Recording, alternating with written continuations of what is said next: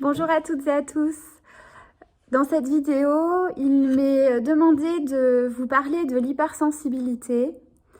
Alors je vais me laisser sentir ce que j'ai à vous transmettre. Alors la première chose, et qui est le point capital, c'est d'accepter cet état d'être là. Parce que cela fait partie de soi. Et lutter contre, c'est perdre beaucoup d'énergie, beaucoup de temps, et ne pas bénéficier, ou en tout cas risquer de ne pas bénéficier de tout le potentiel qui se cache derrière cette façon d'appréhender la vie. Il est nécessaire de ne pas confondre l'hypersensibilité avec l'émotivité. L'hypersensibilité, ça veut simplement dire qu'il y a un développement des sens qui est plus fort que la moyenne. Donc les perceptions vont être plus intenses et les réactions potentiellement aussi. L'image qu'il est montrée, c'est l'image d'un roseau et d'un chêne. Si une brise vient souffler sur un roseau, eh bien le roseau ne va pas percevoir cette brise de la même façon que le chêne. Eh bien dans l'hypersensibilité, c'est un petit peu comparable à ça. C'est-à-dire que la personne, elle va percevoir plus intensément par ses sens ce qui se passe autour d'elle. Voilà, c'est tout. Et elle va avoir à apprendre depuis très jeune, tout jeune, à composer avec ces perceptions-là. Quand un enfant hypersensible perçoit quelque chose, il va être vraiment judicieux qu'il soit entouré de personnes très authentiques autour de lui. Pourquoi ? Parce que il va percevoir, mais si les personnes autour de lui veulent potentiellement le protéger ou ne pas lui dire les choses ou ces personnes-là ne sont pas très en relation avec elles-mêmes et elles ne se rendent pas compte de ce qui les traverse, elles pourraient dire à l'enfant « mais non, mais pas du tout, t'as l'impression que je suis triste, mais je suis pas du tout triste » ou « pourquoi tu me dis que je suis en colère, je suis pas en colère », etc. Et cet enfant hypersensible, il va vivre quelque chose de compliqué à l'intérieur de lui parce qu'il va donner crédit à la parole de l'adulte, alors que lui sent à l'intérieur de lui une émotion que vit l'adulte, mais que l'adulte ne valide pas. Et donc l'enfant va développer potentiellement l'idée que ce qu'il ressent n'est pas juste. Et probablement que si vous êtes en train d'écouter cette vidéo, c'est que peut-être vous avez autour de vous des enfants hypersensibles ou vous êtes vous-même quelqu'un d'hypersensible et vous allez potentiellement pouvoir mieux comprendre et voire même apaiser ce que vous avez vécu dans l'enfance. C'est-à-dire de comprendre qu'effectivement vos perceptions étaient justes, mais l'entourage, peut-être pour vous protéger ou peut-être par méconnaissance de soi, vous a généré un doute sur vos perceptions. Voilà. Alors l'hypersensible, ça peut être quelqu'un qui va aussi potentiellement déranger parce que s'il commence à avoir confiance en ses perceptions, eh bien, il va pouvoir dire à l'autre, il y a quelque chose qui cloche. Et je le sens.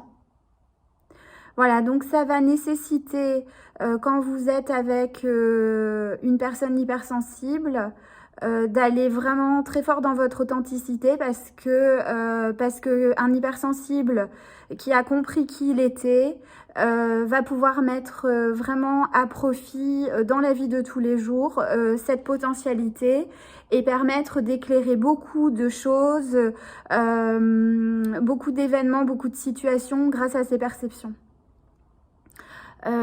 C'est quelqu'un aussi qui va beaucoup chercher l'authentique, le transparent, la vérité. Pourquoi? Parce que il va percevoir, voilà, c'est dans le subtil, il va percevoir de l'information.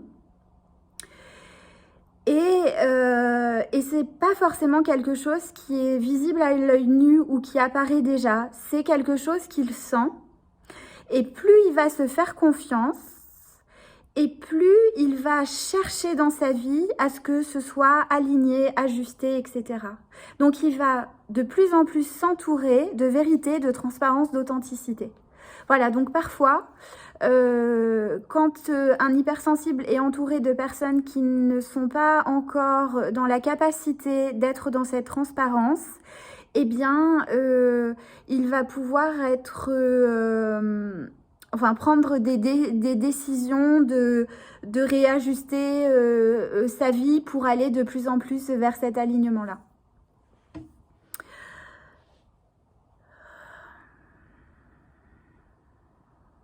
Alors, j'entends, dans l'hypersensibilité, les émotions vont rentrer en ligne de compte et vont devenir des informations. Plus l'hypersensible va accepter qu'il ressent, va accepter que les émotions le traversent et qu'elles sont simplement des informations, plus il va accepter d'être dans ses perceptions, moins les émotions vont s'exacerber parce que les émotions, ce sont des informations sur des situations de la vie. Ça me met en joie, ça me rend triste, ça me met en colère, ça me fait peur, etc. Si l'émotion, et ça c'est vrai même pour des personnes qui ne sont pas forcément hypersensibles, mais qui sont sensibles, l'émotion c'est de l'information. Et si, pour revenir aux hypersensibles, si l'hypersensible fait bien la distinction entre il perçoit plus fort et les émotions sont un soutien pour pouvoir percevoir, et qu'il va pouvoir accepter que l'émotion est de l'information et que ça ne fait pas de lui un fragile, un faible, un pleurnicheur, etc. Mais bien juste quelqu'un qui perçoit ses émotions plus fort que la moyenne et qu'il utilise ses perceptions pour prendre des décisions dans sa vie, choisir ce qui est juste pour lui, etc., savoir vers quoi il doit aller, eh bien les émotions vont devenir juste de l'information en permanence qui sera très bien traitée par l'organisme en disant « Ok, j'ai senti, pas besoin d'hurler, pas besoin que les émotions soient exacerbées en moi, j'ai compris, j'ai senti, je sais. » Pour cela, il est nécessaire de libérer ce qu'un enfant ou un jeune adulte ou ce qui a pu se mettre en place parce que maintenant on est plus habitué, il y a des livres, il y a des personnes qui témoignent, donc l'hypersensibilité devient mieux décrite et mieux appréhendée. Mais il y a des personnes qui ont encore des traumatismes, d'avoir été perçu comme fragile, vulnérable, oh mais toi, tu pleures pour un rien, oh mais toi, dadadi, patata, patata, et qui ont gardé la trace que c'était un problème, que c'était une tare, que c'était quelque chose contre lequel il fallait lutter pour arrêter d'être sensible ou hypersensible. Et en fait, elle ne peut pas, la personne, arrêter d'être ce qu'elle est. Par contre, elle va apprendre à en faire bon usage. Donc ici, la proposition aujourd'hui, c'est de pouvoir mieux ou totalement accepter la façon dont on est traversé quand on est un hypersensible ou une hypersensible, de l'assumer pleinement, de le reconnaître profondément, mais surtout de ne plus jamais croire que c'est un problème et que c'est quelque chose qu'il faut guérir. Il n'y a rien à guérir là-dedans. Il n'y a rien à guérir, je vous le garantis. C'est un état d'être, c'est une manière d'appréhender le monde que certaines personnes ont plus que d'autres, et c'est tout.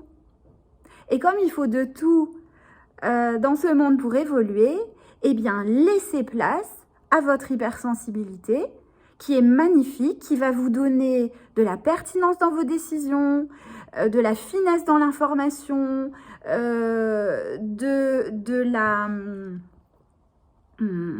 la précision par rapport à ce qui est juste ou pas pour vous, et qui va beaucoup vous conduire dans la vie vers le chemin juste pour vous. C'est un cadeau. C'est un cadeau.